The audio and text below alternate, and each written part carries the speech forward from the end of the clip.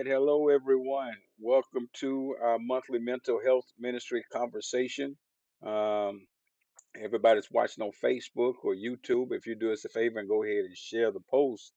And if you are online and you'd like to come and be a part of the verbal conversation that we're having, we will. You can just click the Zoom link that's pinned to the top of the comments if we're going to try our best to pay attention to the chat, but you're more than welcome to come and join us on the Zoom platform. I introduce to you the coordinator of our mental health ministry, um, soon to be Dr. John Parker.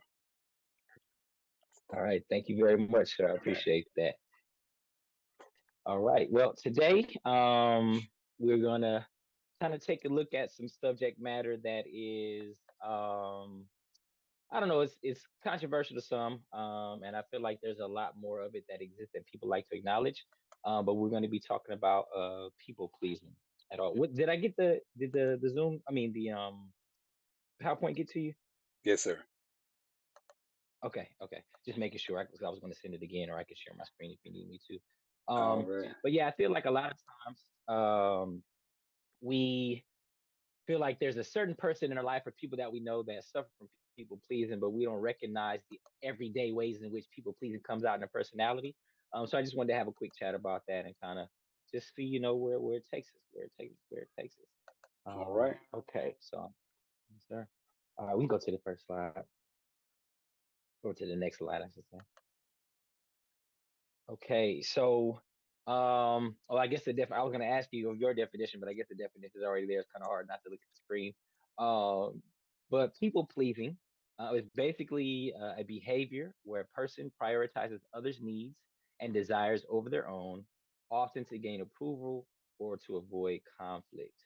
And so for us in this conversation, that's kind of the backdrop to what people pleasing looks like from a behavioral standpoint, from a definition standpoint.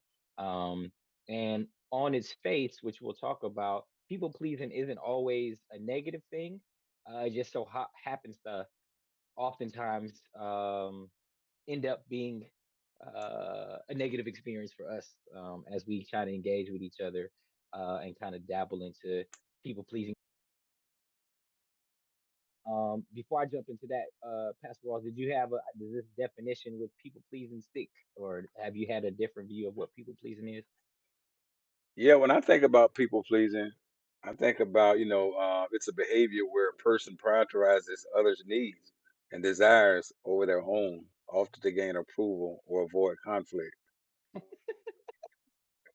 Hey, you know what, sir? If I didn't know you better, I would say that you are a scholar and a gentleman, man. That's pretty good. Thank you. Well, you are exactly right, sir. Yeah, and so common traits for people that struggle with people pleasing is they have difficulty saying no. They are seeking validation when they are people pleasing, and they have a fear of rejection. And a lot of those things, especially seeking validation and fear of rejection, comes from like our family of origins, which is basically a family that we grew up in, whether we grew up with grandma and grandpa, whether we grew up with mom and dad, whether we grew up in foster care, whatever the situation is, family of origin is not always just, your immediate family. It's where you grew up and who you grew up with. And some people don't necessarily grow up with their biological families. And so that family of origin, whoever that you came up with and around, impacts your people pleasing, as well as the fear of rejection and thinking validation is a part of that. Okay, we can go to the next slide. Okay, so to start off on the positive note, I don't always do this. So I feel like, you know what, today um, might be a good time to start with the positive aspect. So with people pleasing, it doesn't always have to be detrimental to you, although it is usually. People that have the people pleasing tendency have a lot of empathy and compassion. And so people pleasers are often highly empathetic and sensitive to others' needs. And so on the front end, that's a good thing. Like it's good to have empathy, which is the opposite of sympathy. Empathy is actually having feeling, a feeling for someone, versus sympathy is just like, oh man, that sounds like a problem, or that sounds like that could be something. But empathy actually puts you in the place of that person, puts you in their shoes, and it allows you to feel what they actually feel. And sometimes that comes with relatable things. If you have, say you're talking to somebody and they have been in an accident and they got whiplash, empathy is like, man, I was in an accident too, and I also got whiplash, so I can feel where you're coming from. Or I've heard stories of other people that have been in car accidents and got whiplash. And sympathy is just that, oh man, I'm so sorry that happened to you.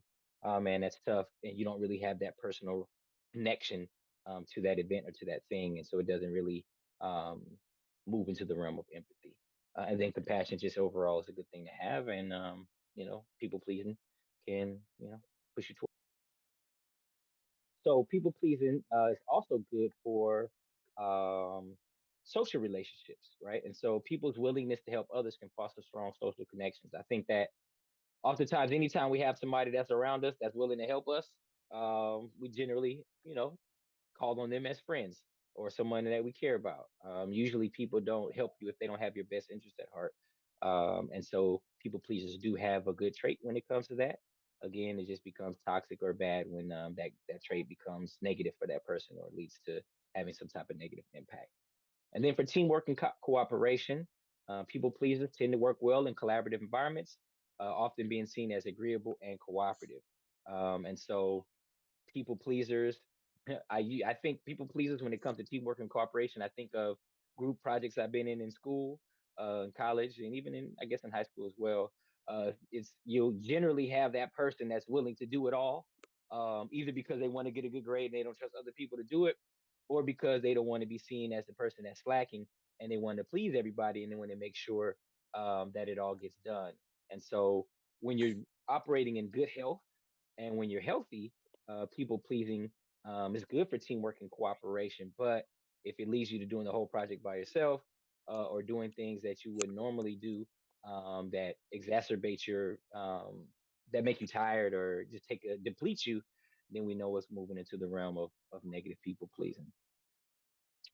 All right. Any questions there? Any comments, concerns? No, sir. Okay. Okay. All right. So now we get into the negative aspects of people pleasing. So on one end, there's a loss of personal identity. And so what happens with that is when you're unable to speak up for yourself, when you're able to find the important things that are important to you and focus on those things and do those things, um, constantly putting people ahead of you or putting others first can lead to a weakened sense of self. So it's difficult for a person to find who they are, to be comfortable with who they are, and stand firm in that when they're people pleasing, because you just lose sight of who you are, and other people become more important. Your spouse, your children, co-workers, your boss, whoever that is, um, and also can lead to burnout and resentment. And so, oftentimes, when we find ourselves trying to make sure that everyone else is good or that we're taking care of everyone else, we overextend ourselves. And that overextending and that desire to please others can result in exhaustion. And then, also, besides exhaustion, it can turn into resentment. I hear about this a lot of times when you have spouses of people who are people, and maybe when they first got married, things were okay. They didn't mind extending a hand or doing above and beyond to kind of help their partner. But over time, that exhaustion and being tired of constantly doing things that they feel like they shouldn't have to do or more than their share, um, can lead to a hidden resentment. And it's very difficult oftentimes in those type of relationships to repair those things if the other person isn't willing to um, meet them halfway, so to speak. But sometimes, we marry people because we're people pleasers, we find ourselves attached to people that need a lot of help or are very needy. And when they're unable to kind of pull up their own weight, it can make things very difficult. And so sometimes it takes training on both people's perhaps to stop being people pleasing, but then also to be able to, for the other person, to kind of step up to the plate and kind of pull their weight around, or not pull the weight around, but just kind of to do their part of what needs to be done. And then the other aspect of people pleasing that becomes negative is difficulty asserting boundaries. And this is a big, big, big, big, big issue for a lot of people when it comes to people pleasing. That setting boundaries, keeping boundaries, not giving in when things get difficult or when you feel like you need to step in is difficult for people pleasers. And I think the fear of disappointing others usually is what prevents people from setting healthy boundaries. And then that's what also leads to unbalanced relationships. And so a lot of these things that we talk about in our conversations usually have some type of underlying issue. And so fear of disappointment would be one of those things for people pleasing, because you don't want others to feel like they can't trust you or can't depend on you or can't rely on you. And so when that's the case, it's very difficult to set boundaries because you want to make sure that everybody sees you in a good light, and that you don't disappoint anybody. But then, like I said, eventually that leads to unbalanced relationships. And then that also leads to the resentment piece, that leads to the exhaustion, and all those different things. So all the way around, um, and we'll talk about this later, asserting boundaries is a very, very, very, very crucial point and part of stopping the people pleasing. So it sounds to me like it really is. It's really critical to balance because I guess from everything I'm hearing when I looked at the positives, is the positives are really critical positives that are necessary. But it sounds like that there really has to be balance. And when I think about it, I think of you know my calling, and so as a pastor. Um, you know, I don't want to appear to be a dictator or one that doesn't work with people, because it's hard to get people um, to sincerely from the heart follow you, if you don't seem to be empathetic to what they're dealing with and what they're going through. But at the same time, there are instructions that come from a higher power that people might not fully understand, why something needs to be done a certain way. And but it's I'm still I and so I'm going to be held responsible for what I don't implement when people don't like the decisions. And so it seems to me and I don't know if it's other cases, but in my case, it seems like I really just have to have balance. Got to be empathetic, but I also have to do things the way that I'm being told to do by the one who sent Hmm. Yeah, those are the difficult things, especially when you're in position like you're in, when you have to set those boundaries and kind of do your job. And oftentimes people don't like it. Unfortunately, when you have to do what you have to do. How have you found that personally, when you have to kind of operate like that? me. Right, right. Are you able to just like chalk it up to the position, or does it affect you like personally, if you don't mind sharing?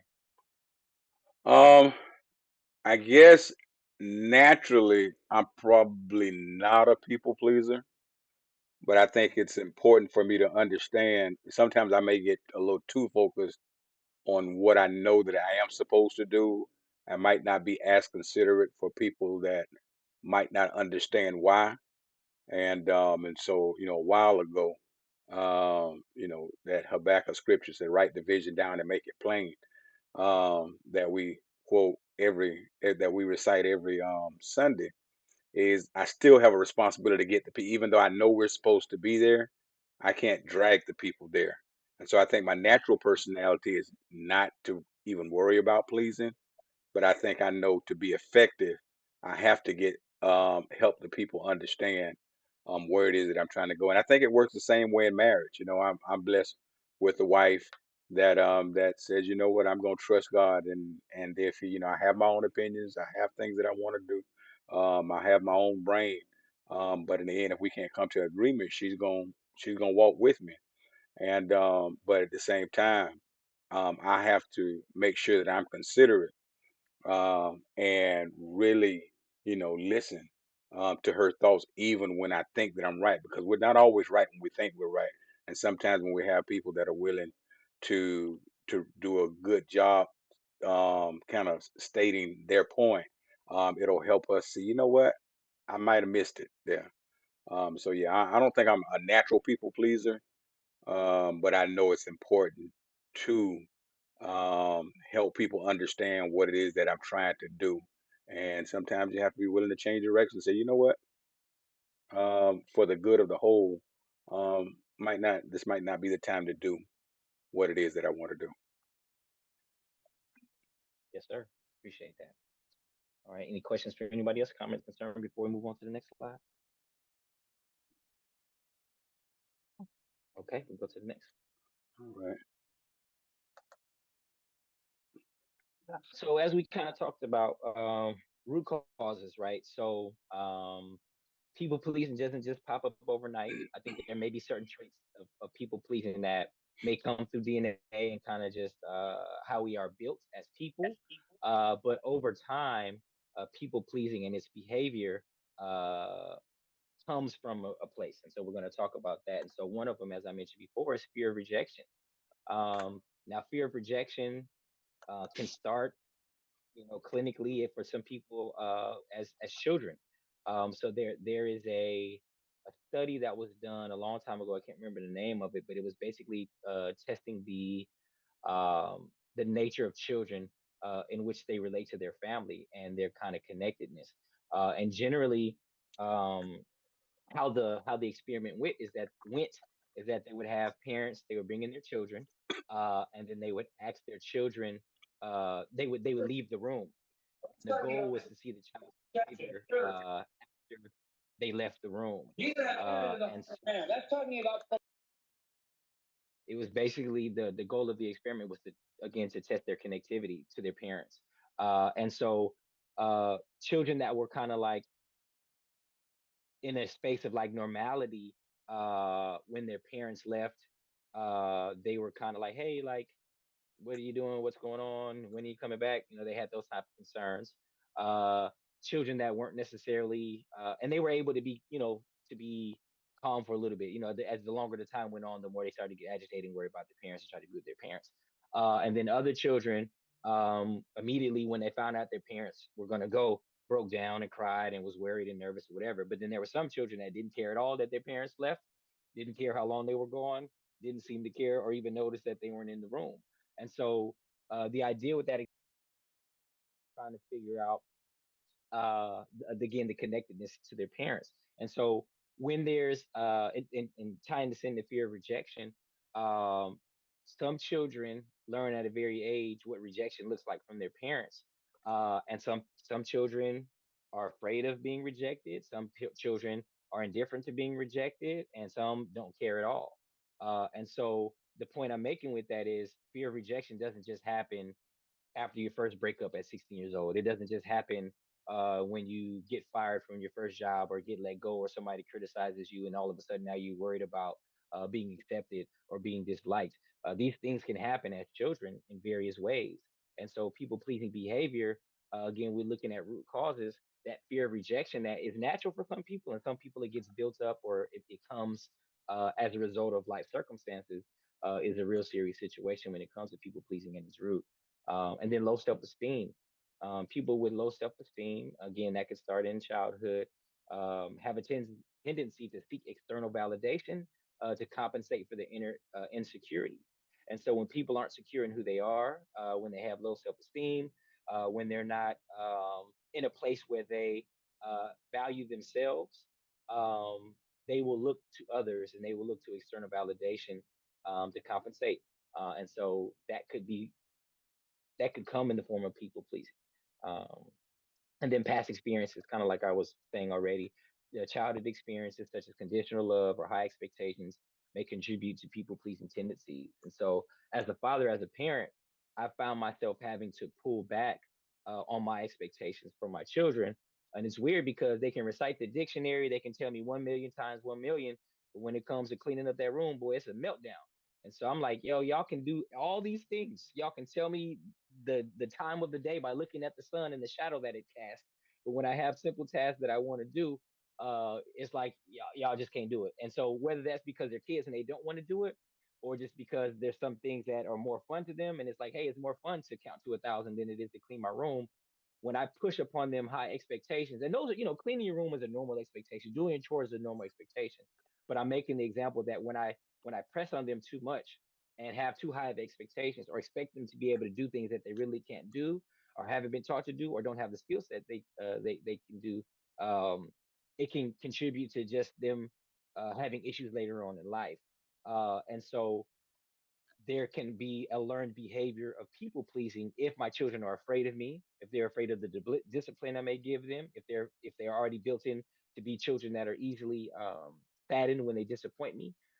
As a parent, I have the responsibility to just make sure my expectations are right for them, that I don't conditional love and it's hard sometimes because children can tell when you're not pleased with them, and if they feel like you only love them when they're pleasing you or doing the right things, and that you don't love them even when they make mistakes, it can lead to people pleasing tendencies as they get older. um, any questions there, comments, concerns, any pushback? No, sir. Okay, okay, we can go on to the next slide. All right. So the impact of people pleasing on mental health. So if you haven't, already gathered, people pleasing definitely has some negative effects on how we are as people. And one of the bigger ones is stress and anxiety. And stress and anxiety is kind of built in because we're constantly worrying about others, their opinions, how they feel about us, what they think about us, and that can lead to stress when we're unable to just be ourselves, just live our lives, and do the things that we feel like we're called to do, and just walk according to our purpose. Um, Stress and anxiety is on its way when it comes to people pleasing, and it's unfortunately one of those things where it comes hand in hand with people pleasing over time.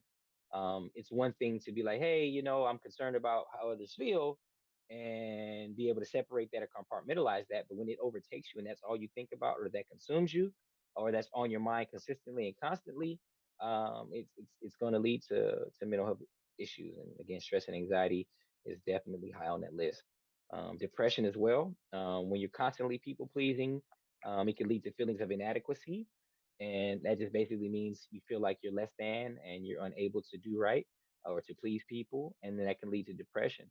And so it's a weird space to be in when even when you may be doing the right things, and you might be doing the right things for the right reasons, when that goes too far and you just find yourself always in a space or very often in a space where you're trying to make sure everyone else is taken care of or people are pleased with you, or people can find themselves dependent on you.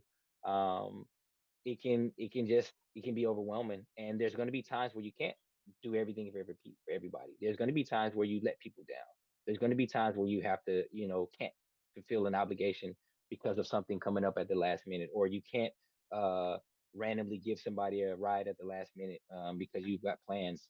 So there are going to be times where we're going to let people down, and when we're people pleasing and when we're stuck in that people pleasing place, even when things pop up that aren't our own fault, or just things that just happen, and we let others down, inadequacy pops up. We feel like we're less than. We feel like we let them down, and then inevitably that leads to and then emotional exhaustion. When you're continuously putting others before yourself, prioritizing others, it drains you. It drains you. It drains you. It drains you. And when you're out of emotions, when you're out of the ability to do, when you're out of just the space to kind of do for others, it leads to burnout. And oftentimes we think of burnout as just something that happens at work, especially in my field, like hearing stories all the time and seeing the worst in people and hearing the bad news. A lot of people aren't equipped for that, to hear that on a daily basis. And so there's work burnout. But when it comes to people pleasing, there's an emotional exhaustion that takes place, that just leaves you feeling physically and emotionally drained. And it's very hard to um, rebuild that space, that emotional capacity, especially if you're always in that people pleasing mode. Any questions there? So I'm assuming, because I think right now you're trying to help us identify it. And Mhm. so, when I'm hearing this, it seems like it's a character trait um, of people, and so I'm wondering how easy is it?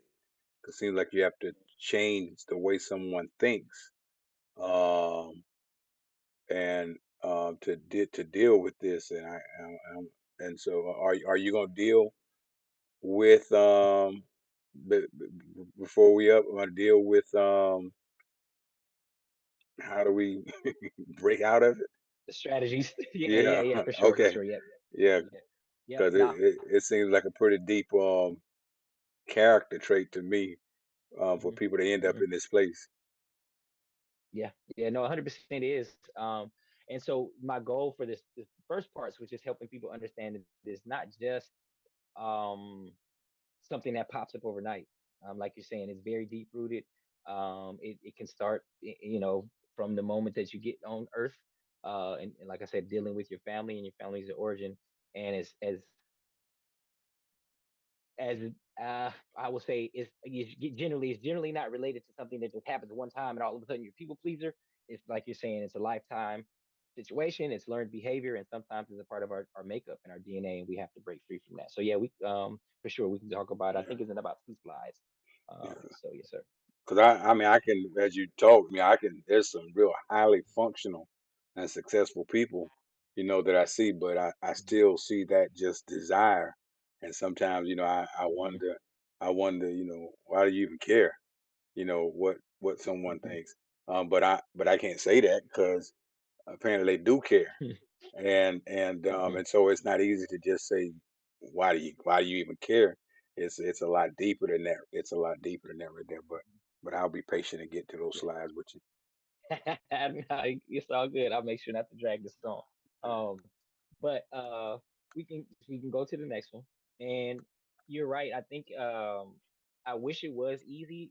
I mean, it depends on how you built. Like, for me, I found myself, and I'll talk about that in a little bit. I found myself being a people pleaser at one stage of my life. But since then and before then, I was like, yo, like, just say no. Just do what you do. Like, you know what I'm saying? Like, you can't please everybody and you can't do everything for everybody.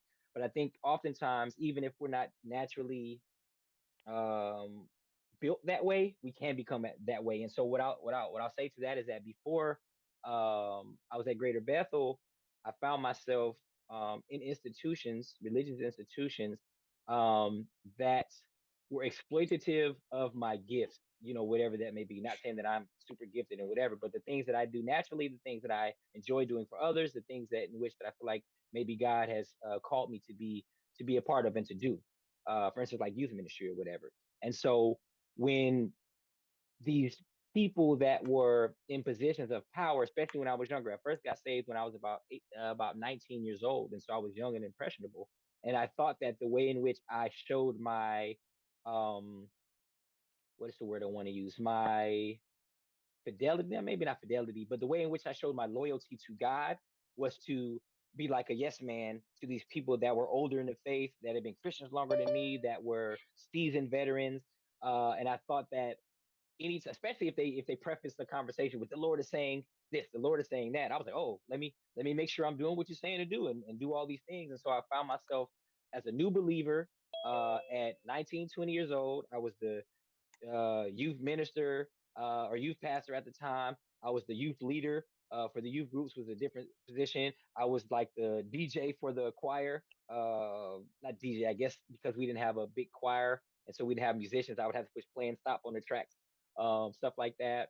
I was, I wore like 4 or 5 hats as a new believer at 20 years old, and it was just a constant state of like do, go, go, go, go, go. And because I tied in my faith into my works at the time, because I was like, well, if this is what people say I should be doing, let me do it. And I just found myself just doing anything and everything, stuff that wasn't in my skill sets. At one point in time, I was the director of the mime group. Sir, I've never mimed in my life. I've never been a mime. I never wanted to be a mime. But because I can see it uh though. I can see it. I might have to bring it to Greater Bethel. But I'm out there just doing my my mime thing. You know what I'm saying? And uh, leading that group. And it built up resentment in me because I was like, man, I want to be here for these kids.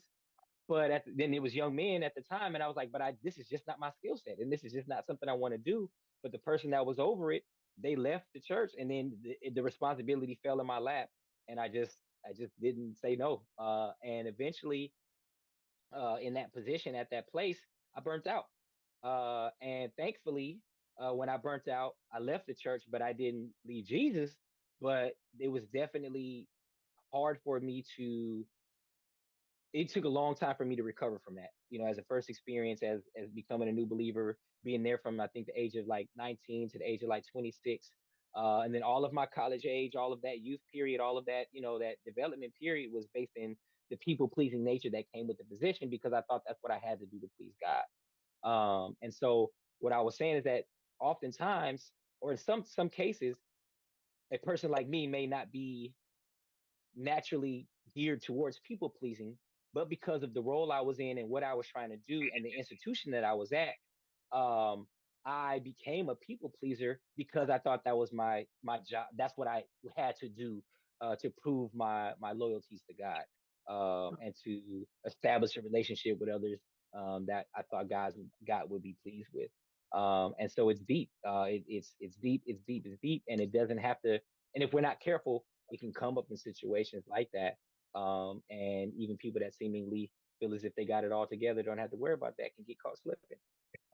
And so that builds into the signs to watch for, right? So if you find yourself as somebody that has difficulty saying no, if you're frequently apologizing even for things that you didn't do or didn't mean to do, but you want people to be okay with you, so you apologize often.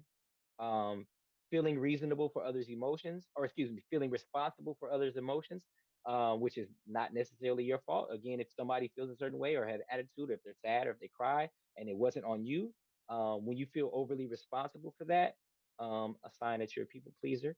And then suppressing personal needs and opinions for the fact of being more, um, I don't know, amicable or whatever for other people.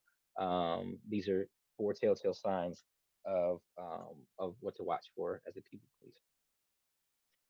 And so for people that are still maybe on the fence about their own people pleasing tendencies and what they do, two questions that I have for you to kind of help you reflect on that briefly. Do you often agree to things that you don't want to do? And that's, there's nuance to that. There's sometimes if we're in a position and we're called, especially if we're thinking about religious institutions and what God may be calling us to do things, and we may not initially agree, but then over time we may say, "Hey, okay, Lord, this is what I'm gonna do." But what I'm talking about, like everyday things, to where you know it's gonna overextend you, where you don't really have the time to do, where you don't have the space and opportunity to do, but you just say yes and yes and yes and yes and yes. That's that's a sign of people pleasing. And then, do you feel guilty when you prioritize your own needs? And again, not being selfish, but when you actually have to take care of yourself or do something for your own, that's good for you, or even if it's just taking a break. Do you feel guilty when you prioritize your own needs? So let us sit with that for a few seconds, and if anybody wants to chime in or have any comments or questions about that, we can. This is time for that. I'll say that I kind of wish I would feel a little more guilty for saying no. Um, Mhm, because I do think it's a balance. And I mhm, think if everybody was on one side, because I think a lot of times people ask you because they just feel like you can do it. Now you said earlier, sometimes people just take advantage of you. And they do it not considering all the other things that you have responsibility for. But there's some things that people ask you to do because there really is a need, and mhm, and and because I one thing I can think about, so when I came to Gainesville, um, I'm from Gainesville, so there were a lot of people that knew me, and then because of the social justice work I've done through the state, there's a lot of people that knew me and followed me because of that were here in Gainesville, and so mhm, naturally, when I came to Gainesville because I was in St. John and St. Augustine, um, I really understood that, hey, you don't just come in and think you are the leader in this new space. mhm, You were the leader where you left, but you don't just come mhm, in and insert yourself as a new leader. And so that was something that I truly understood. But there were people, in my first couple years asking me to provide leadership in certain areas, and I was just like, no. And I felt like I had good reasons that hey, you got to come in, you got to get to know the space. But they're Mm, but I don't think that they would have asked me if the need wasn't there. And so mm, I probably should have felt a little more guilty about saying no than I did, because I ain't feel mm, guilty at all. And not saying that I should have, not saying that I should have done it.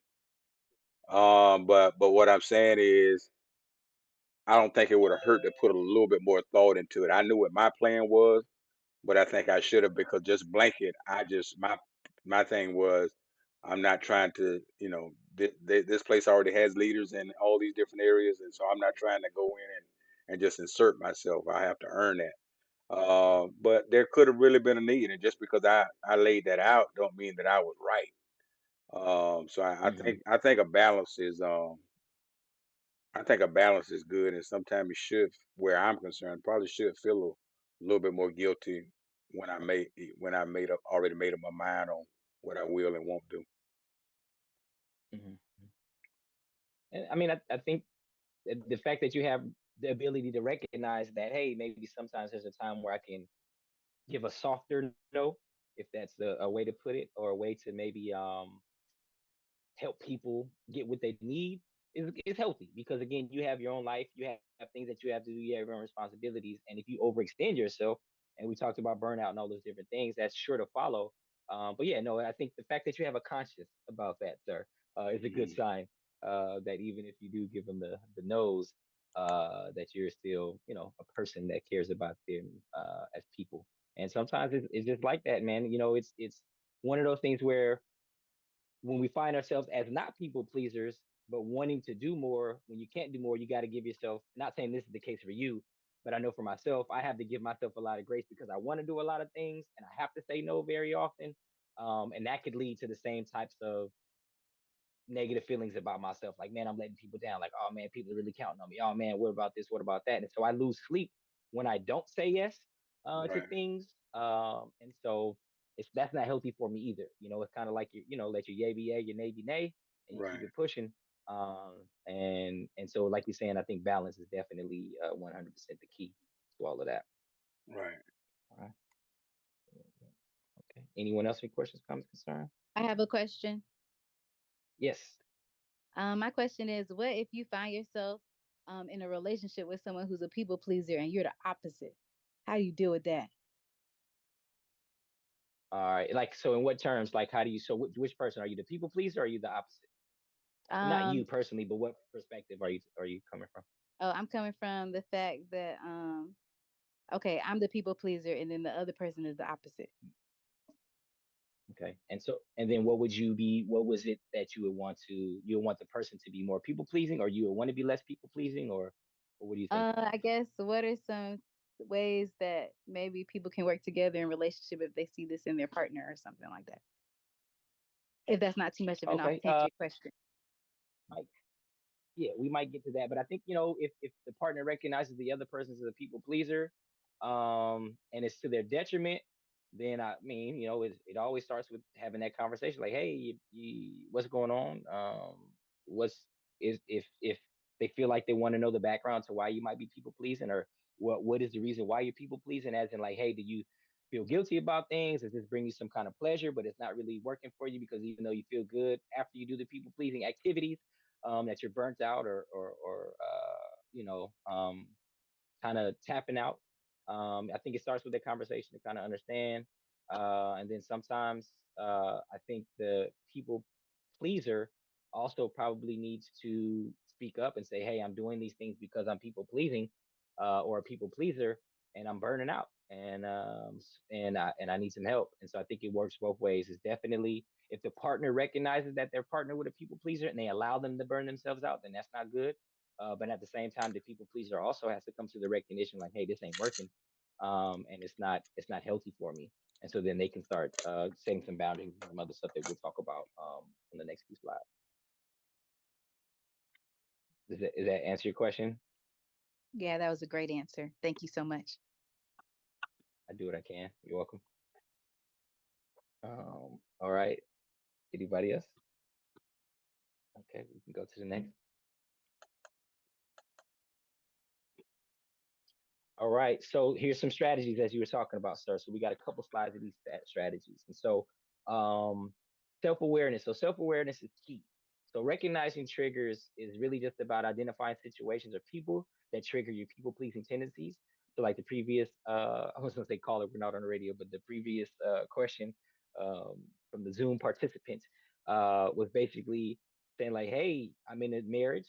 I people please, and it could be the kids, it could be the husband, it could be the role of the wife that triggers the people pleasing tendency. And so you have to be intentional about understanding and knowing the circumstances and the situations that trigger your people pleasing. And for me, again, like I said before, when I was in that previous institution, just anything they asked me to do, I was like, yes, let me do it. But I wasn't like that in other aspects of my life. And so that was in that particular time for me was a situation, or even just yeah, I guess the situation if you want to call it that, but that situation of being available for that institution caused me triggered me to be people pleasing. And then also sometimes I find out with some of my family members because I don't want to disappoint them. They'll ask me to do certain things or want me to do certain things, and I'll say yes, even though I shouldn't or can't or don't have the time to.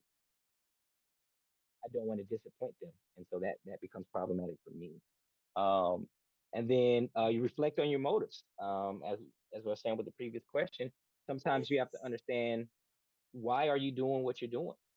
You have to ask yourself, why do you feel the need to please others? Like, what is happening within you that your response to the ask is yes.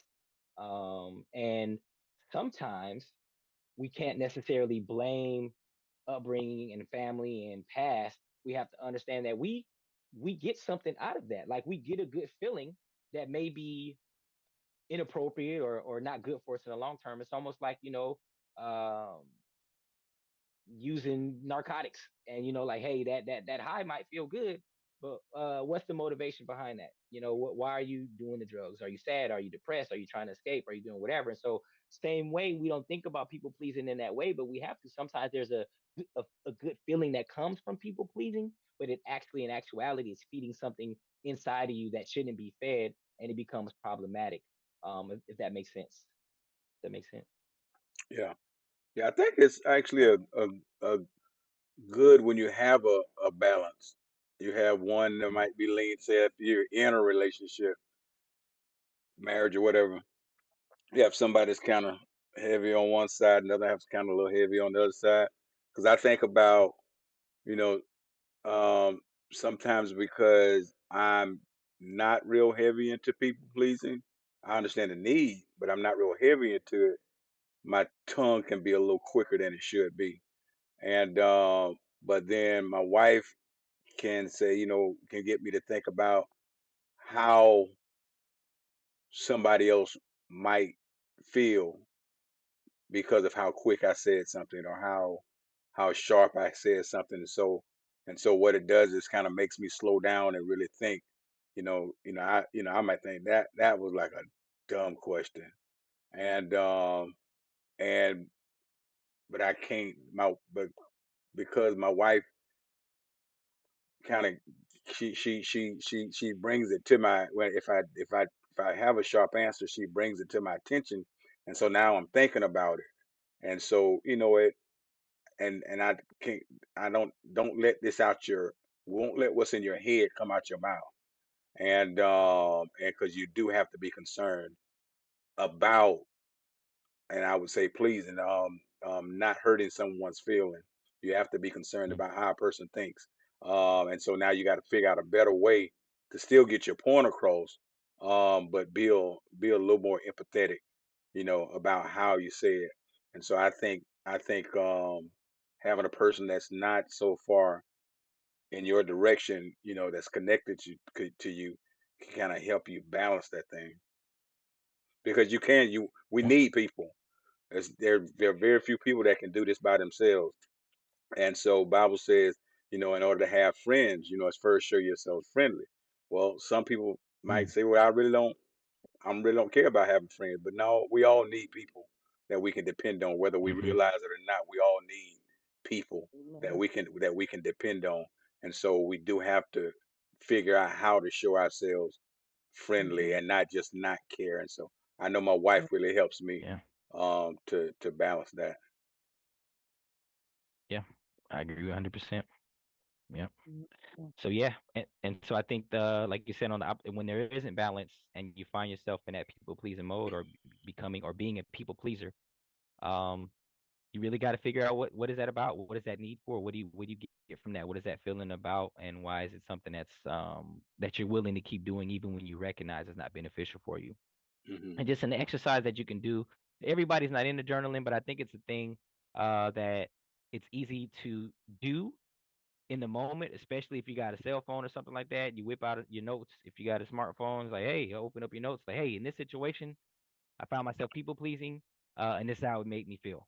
And and if you're in a space where you're trying to recognize the triggers or recognize the situations that affect you emotionally, you got to write that down and take a note of it. And I think it just helps in the long run. Some people are able to keep a good mental note of that, but I think having a physical piece of paper or your phone and having that event marked can work wonders for you as we move forward in understanding how to make strategies for overcoming people pleasing. And so another thing is practicing assertiveness. So you start small. You say no to small requests, and then expressing your opinion when necessary on less critical matters. So if there's a situation where like you're trying to get out of this people pleasing habit, um, if you're I'm trying to think of a quick example of a small no. Um, I feel like everything I'm saying is going to be a big no for people, but a small no maybe maybe you have children. Maybe you have children and you're a people pleasing parent and your child asks you to do something like a task that they could do themselves. And normally you would do them for them, like maybe put their clothes away after you as an adult fold them and you ask them to put them away. And you're like, hey, a small no was like, hey, son, daughter, I can't do that for you today. I'm this, I'm that, I feel this way, I'm tired, whatever it looks like, and that's your responsibility. So I would like if you do that. And that's not a big critical thing. It's not like telling your boss no, like if they ask you to stay overtime or something like that. But you got to start by doing small things and being assertive and making sure that you express your feelings as to why you can't do that or won't be able to do that. And then that builds the confidence to do that in larger situations, and then using I statements. So if someone's asking you to do something and you're telling them no, you can say, I feel this way because of XYZ. I need to do this and I can't do that, or I prefer to do this and not to do that. Whatever. You can use I statements so that you don't make it seem as if you're just outright rejecting the person and it's because of them. You can let the person know how you feel about the situation, what you got going on, so that it's about you, and then it makes it easier sometimes to be able to say no when you use I statements, and you stay firm and polite. Stay firm, but polite. Keep your stance, and don't feel guilty, and don't over-explain. Your no is your no, and that's what it is. Give a little explanation. But if you're trying to overcome the people pleasing, you can't go into a deep state of over explain. Let me explain. Let me explain. Like, hey, say your no, say your why you're saying no, and keep it pushing. All right, go to the next slide. Reevaluating your relationships. You need to identify unhealthy dynamics. Definitely notice if relationships are one-sided. We talked about it before in a different talk, but if you are a people pleaser and you find that you're in relationships with people where all you do is give, do for them, do for them, do for them, do for them, and there's no reciprocation, that's probably not a healthy relationship. And it doesn't matter if it's a spouse, if it's a child, if it's a parent, if it's a relative, if it's a friend, if it's a cousin, if it's a coworker, whatever that looks like, one-sided relationships and you being the participant of the doing is a telltale sign that you're people pleasing. And prioritizing mutual respect. Focus on relationships where your needs and boundaries are respected. And I'm not saying cut everybody off and kick everybody to the curb, but if you do have relationships where your boundaries are respected and your needs are met and your needs are respected, you might want to spend more time with those people or be in those type of situations so that you don't find yourself overdoing too much and people pleasing. And then gradually distance yourself if necessary. I mean, sometimes you can't distance yourself from those type of situations, but if you find yourself in relationships that drain you, hey, if this is about your mental health, if this is about doing what's right for you, And even if it's for a short time, so that you can build up your resistance and build up your ability to say no, or to leave situations that you find that aren't healthy to you. It may not be a permanent stepping away, but you definitely got to take a little time for yourself and distance yourself from those relationships that are draining you. And developing healthy self-esteem, affirm your worth. So regularly reminding yourself that your value is not dependent on others' approval, reminding yourself that you're worthy, that you have value, that you are good outside of what you do for other people, and then celebrate your achievements. So acknowledge your accomplishments, no matter how small. So when you're able to say no, when you're able to express your opinion, when you're able to step away from boundaries, celebrate your achievements. I don't mean necessarily to pop some bottles, but just be happy. Share with somebody that you were able to say no. Talk to somebody that you feel like you can have a healthy conversation with and express that you were able to set your boundaries and stick to it. And then surround yourself with positive influences. So engage with people who support and uplift you. Just if you cut one people pleasing relationship, don't pick up another. The goal is to stay away from that stuff. So as much as you can, surround yourself with people that are going to encourage you to step away from the people pleasing and set proper boundaries. Those are the people you need to be in relationship with. Any questions there?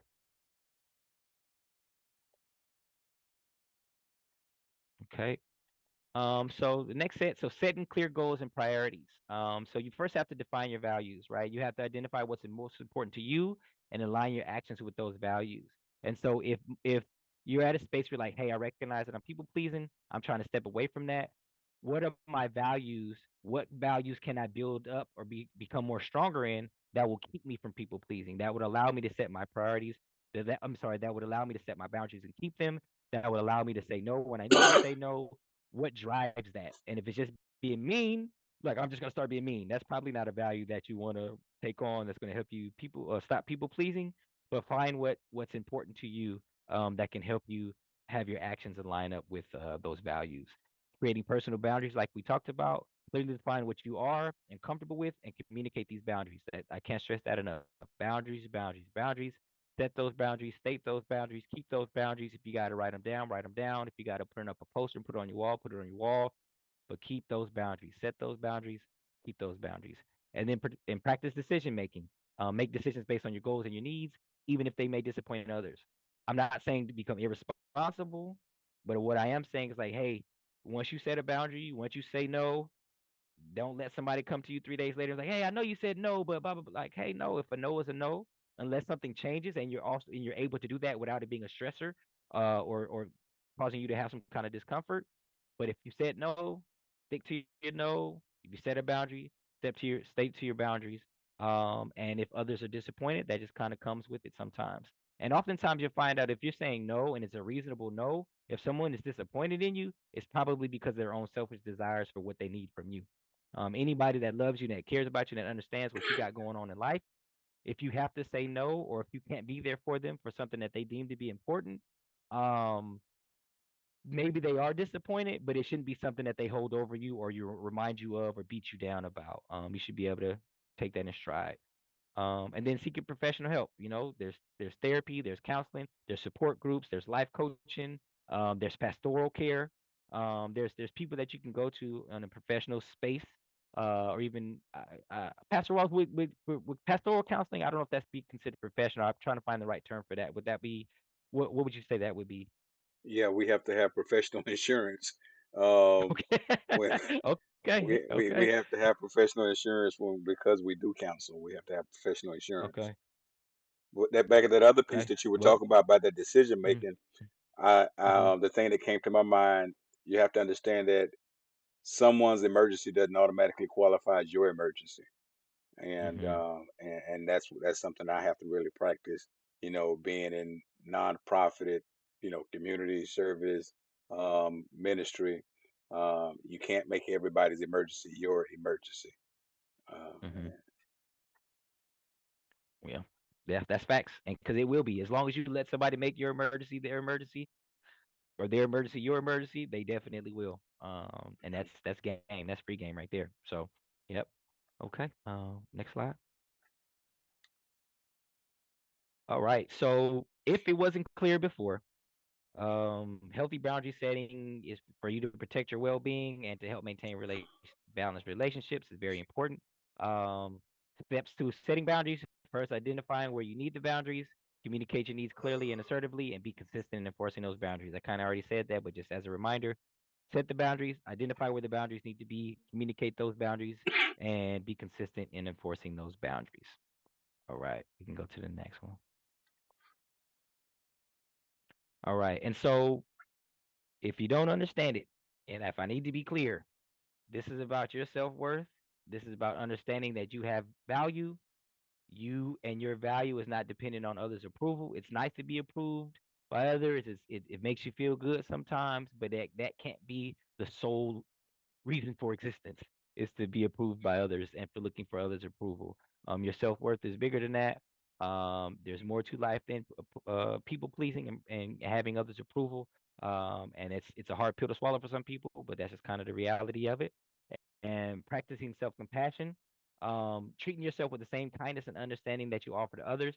I suffer from that sometimes. I it may not necessarily be directly tied to people pleasing, but I do when I fail people, especially people that I care about. I'm very critical of myself and I'm very hard on myself, and I think I do that naturally as to not to repeat that same mistake again. But it's not fair to me because sometimes it's not my fault.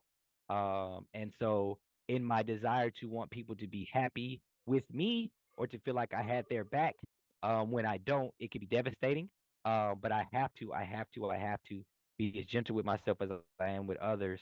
And then that may be telling. Maybe I'm not gentle with others. And so maybe I need to practice kindness for myself so that I can also practice kindness for others.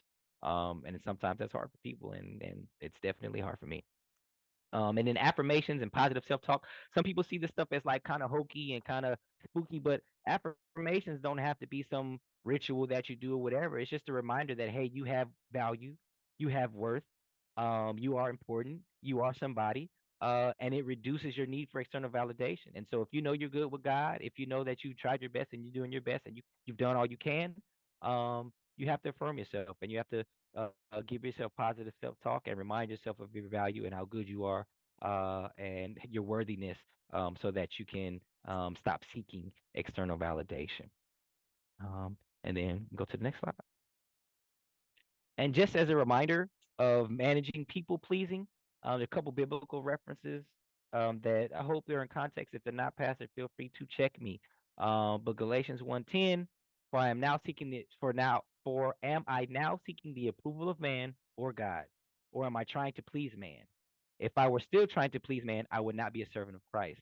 And in context, sometimes we do things that are for the purpose of seeking an approval from man, when in fact we need to be seeking approval from God. And if that approval from man is superseding our desire to please God or our actual ability to please God, that can be problematic. And so if we need a reminder, like, hey, not every situation is about, pleasing God or some spiritual thing. But at the end of the day, if we find ourselves looking for approval from other people outside of God, we need to check that and figure out what that's about and know that if God is ultimately pleased with what we're doing, we're in a good space. Proverbs 29:25, the fear of man lays a snare, but whoever trusts in the Lord is safe. So, hey, fearing man, and especially when it's not necessary to fear man, can be a snare, can be a trap for yourself. But trusting in the Lord can keep you safe. Mhm. Colossians 3:23, whatever you do, work heartily as for the Lord and not unto men or not for men. And I find myself in that space when I was in that first institution that I told you about when I was trying to do everything they told me to do. The Lord brought this scripture to my remembrance one day. Remembrance brought it to my memory, and was like, "Hey, you're sad because these people are telling you you're not doing enough. But if you were to ask me, I would tell you, well done, my good and faithful servant." And that meant a lot to me because I was lost and I was crying and I was sad because I was feeling like I wasn't able to do, and people were telling me I wasn't doing enough. But the Lord reminded me, man, I'm doing His work. I'm out here trying to save souls and proselytize and evangelize and do all these different things. And I think I was doing the right things, but I was listening to people letting them tell me that I wasn't doing enough. And then last, First Thessalonians 2:4. But just as we have been approved by God to be entrusted with the gospel, so we speak not to please man, but to please God who tests our hearts. And that context is really, and about when you're talking about the gospel and speaking about things of the Lord. and making sure that the things that we say are pleasing to God, and not we're just saying things to have people's ear be pleased, and for them to say things that people want to hear. But at the end of the day, if our approval is coming from God, the things that we say and the things that we speak and the things that we do should be pleasing to Him, and who we're supposed to be concerned with when it comes to people pleasing, or maybe not people pleasing, but pleasing to be the Lord. And so I just wanted to set those scriptures out there, just as a reminder that, hey, man, if the Lord is good with you, you're good.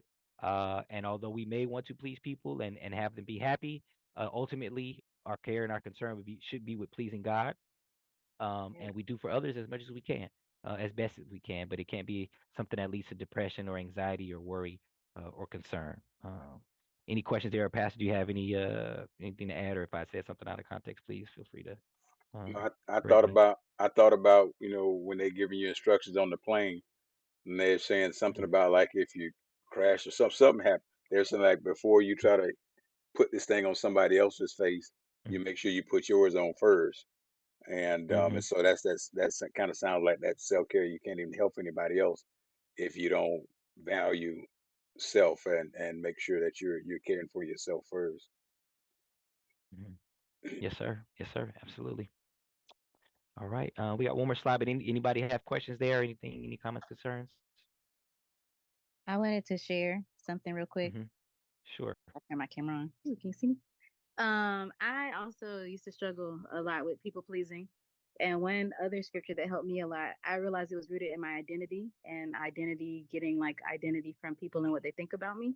And so the one scripture that says, God knew me when he formed me in my mother's wombs and I was beautifully and wonderfully made helped me a lot to understand that my identity and my self worth comes from God and what God thinks about me, kind of in line with what all the other scriptures you said already, but that really helped me a lot. Just that identity that I'm accepted by God no matter what, and that He thinks I'm beautiful and wonderful. So I just wanted to share that. Good stuff. Good stuff. Amen. Amen. The host of this approves that you are beautiful and wonderfully made. I concur with what the Lord has said. And so just last is just balance. This talk is really just about when it comes to people pleasing, having balance, being kind and helpful, it's very important, but you must also maintain personal boundaries and self-respect. And people pleasing is very difficult if it's something that is a part of who you are, but it's not insurmountable. It's not something that you can't overcome, but you have to take intentional steps to find peace, to find joy, to find hope outside of people pleasing, and put the desire to people please away, so that you have some peace, and that you can have good mental health. All right, that's it for me. All right, good stuff. Anybody got anything you want to add, or question you want to ask, or anything you want to say before we prepare to walk down the road? All right, we want to thank everybody for joining us today. Our Real Talk Bible study is in person tomorrow, and we always eat a meal afterwards. And so you're all welcome to join us tomorrow in person for our Real Talk Bible study. May the peace of God be with you. And the same to you. All right. God bless you, and y'all have a wonderful day. Good Right. night. It was an excellent discussion. Thank you. You're welcome. Thank you.